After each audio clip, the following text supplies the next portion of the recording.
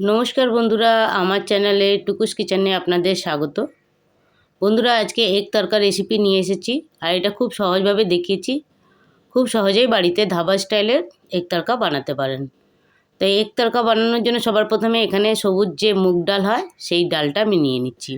এই দেখুন, এইভাবে মুগ ডালটা, এটা কাঁচা মুগ ডাল, এটাকে আমি একটুখানি ধুয়ে জলে সেদ্ধ করে নিচ্ছি নুন দিয়ে। তবে এটা একটুখানি ভিজিয়েও রেখে দিতে পারেন, ভিজানোরও কোনো দরকার নেই। এই দেখুন, আমি নুন দিয়ে এটা সেদ্ধ করে নিয়েছি। তারপরে এর মধ্যে দিচ্ছি কুচো পেঁয়াজ দুটো, একটা টমেটো কুচি, 3-4টে কাঁচা লঙ্কা কুচি, রসুন কুচি আর আদা গ্রেট করে দিলাম এইগুলো। আর এর মধ্যে 2টো ডিম দেব।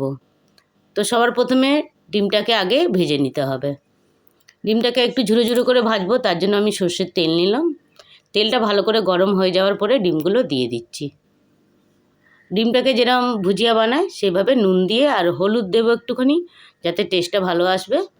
নুন আর হলুদ দিয়ে এটাকে একটুখানি ভুজিয়ার মতন গুঁড়ো গুঁড়ো করে ভেজে নেব। এই দেখুন, এইভাবে করে পুরোটা ভেজে নিচ্ছি। ভেজে এটাকে আমি বার করে দিচ্ছি।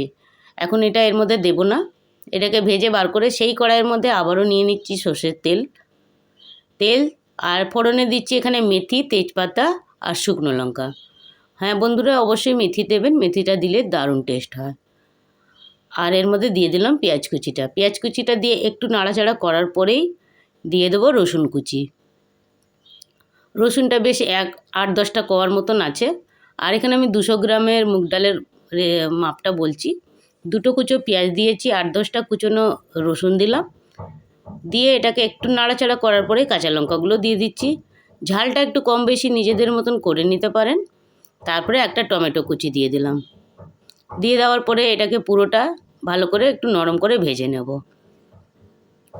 একটুখানি ভাজা হয়ে গেছে, তারপরে স্বাদ মতন দিয়ে দিচ্ছি নুন।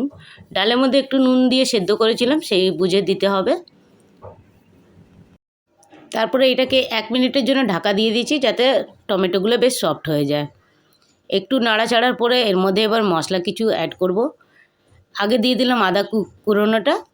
আদা বেটেও দিতে পারেন, কোনো অসুবিধা নেই, তবে গ্রেট করে দিলে কিন্তু মুখের মধ্যে একটু দু যে চান্সগুলো পড়ে, ওটা খুব ভালো লাগে খেতে। তারপরে এখানে কিন্তু ধনে দিচ্ছি 1.5 চামচে, ধনের পরিমাণটা একটু বেশি হবে। আর জিরে দিলাম 1 চামচে, লাল লঙ্কার গুঁড়ো দিচ্ছি 1 চামচে, আর ঝাল লঙ্কা দিচ্ছি 1 চামচে। তারপরে এর মধ্যে আমি কিন্তু তড়কা মশলা ব্যবহার করছি। তড়কা মশলাটা দিলাম 2 বড় চামচে, 2 চামচে দিলাম বড় চামচের তড়কা মশলা। এই দেখুন, যে প্যাকেটে পাওয়া যায় সেই প্যাকেটের তড়কা মশলা দিলাম। শুকনো মশলাগুলো সব দিয়ে একটু নাড়াচাড়া করার পরে বেশ কষিয়ে গেলে তারপরে দিয়ে দিচ্ছি ডিমগুলো। ডিমটা দিয়েই সেদ্ধ করে যে ডাল রেখেছিলাম, ডালটাও দিয়ে দিলাম। বন্ধুরা, আমি এখানে মুগ ডালের মধ্যে 1 মুঠো ছোলার ডালও দিয়েছিলাম।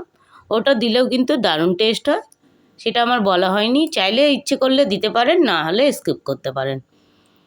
তারপরে এবারে একটুখানি আর নাড়াচাড়া করব। আর এর মধ্যে পরিমাণ হিসেবে যে জলটা দেবো, জলটাকে অবশ্যই কিন্তু একটু গরম করে নেবে। এই যে দেখুন, প্রায় কষানো হয়ে গেছে। আর তড়কাটা দিয়ে আর কষাতে হবে না।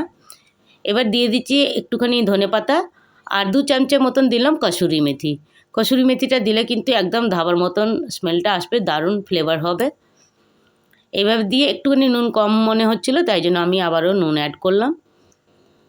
আর কিছু করতে লাগবে না বন্ধুরা, বাস একটুখানি গরম জল দিয়ে এটাকে একটু এটা মাখা মাখা হয়ে গেলে বাস এটা নামিয়ে নিতে হবে। তবে নামানোর সময় এখানে একটুখানি বাটার দিচ্ছি 1 চামচের মতন। আবারও একটু ধনেপাতা দিয়ে আমি এটা গ্যাসের ফ্লেমটা বন্ধ করে দিচ্ছি। এই দেখুন বন্ধুরা, কত সহজভাবে দেখালাম। অবশ্যই একবার হলে এভাবে করে দেখবেন, আর করে কেমন লাগলো কমেন্ট করতে কিন্তু ভুলবেন না।